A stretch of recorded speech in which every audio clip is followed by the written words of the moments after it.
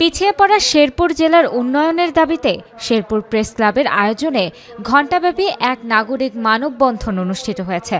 15 মে বৃহস্পতিবার সকাল 11টা থেকে দুপুর 12টা পর্যন্ত এই মানববন্ধন অনুষ্ঠিত হয়।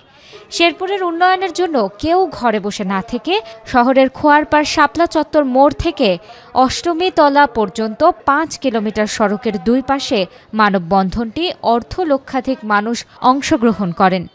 1984 সালে শেরপুরকে মহকুমা থেকে জেলায় উন্নীত করা হলেও 41 বছর পর সার্বিক উন্নয়নের ক্ষেত্রে জেলার প্রায় 16 লক্ষ মানুষের প্রত্যাশা পূরণ হয়নি। ফলে শেরপুরবাসী অনেক আধুনিক সুযোগ সুবিধা থেকে বঞ্চিত হচ্ছেন।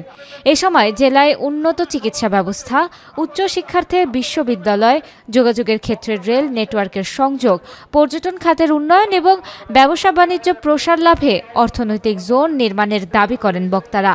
শেরপুরের ইতিহাসে সর্বোচ্চ জনসম্পৃক্ততা লক্ষ্য করা গেছে এই মানববন্ধনে। আমাদের প্রাণের দাবি বিশ্বমানের একটি চিকিৎসা প্রতিষ্ঠান শেরপুরে গড়ে উঠুক, আমাদের যোগাযোগ ব্যবস্থা উন্নত হোক, পূর্ণাঙ্গ বিশ্ববিদ্যালয়, একটি মেডিকেল কলেজ, রেল লাইন সহ শেরপুরের সার্বিক উন্নয়ন কামনা করছি আমরা। একটি ভালো মেডিকেল নাই যেখানে আমরা ভর্তি হতে পারবো, এখানে ভালো কোনো রেলপথ নাই যে আমরা এক জায়গা থেকে অন্য জায়গায় যেতে পারবো।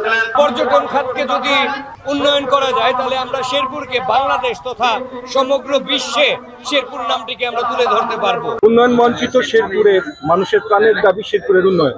আজকে প্রেস ক্লাবের ডাকে সারা শেরপুরের মানুষ রাস্তায় নেমে এসেছে। দীর্ঘ 5 কিলোমিটার ব্যাপী এই মানববন্ধন সারা দেশের ইতিহাসেই বোধহয় বিরল, যে একটা সর্বজনীন একটা পেশাজীবী সংগঠনের ডাকে দল, মত, ধর্ম, বর্ণ নির্বিশেষে মানুষ এভাবে নেমে আসে। আমরা চাই বর্তমান সরকার এই দাবির প্রতি সহানুভূতির দৃষ্টিতে দেখুক এবং যদি না দেখে পরবর্তীতে হয়তো আমাদের শেরপুর শাটডাউন করার মতো কর্মসূচি হাতে নিতে হবে।